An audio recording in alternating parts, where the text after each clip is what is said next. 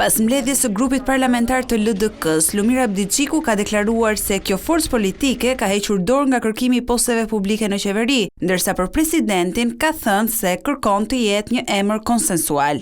Sipas tij, presidenti i ri duhet të mbrojë Republikën dhe kushtetueshmërinë. Për këtë momenti, zgjedhja tashmë është e qartë.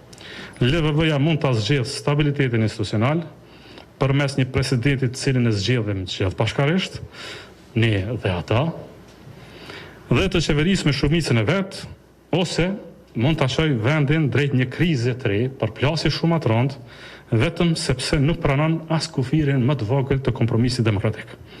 Megjithatë, LVV nuk ka asnjë nevojë të vënoj për asnjë ditë më konstituimin e kuvendit Kosovës dhe formimin e qeverisë. Abdixhiku shpreh se Kosova nuk mund të jetë pengë e ambicieve partijake, duke theksuar nevojën për maturi politike dhe rikthimin e funksionalitetit institucional.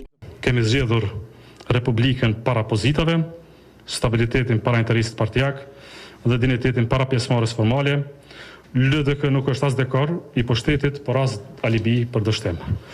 Ashtu siç i kemi premtuar qytetarëve në këtë proces zgjedhor, angazhimi ynë i vetëm është për të dhënë vendit institucione stabile, të cilat e mbrojnë kushtetutën e demokracinë dhe të shmangin krizat e përsëritshme.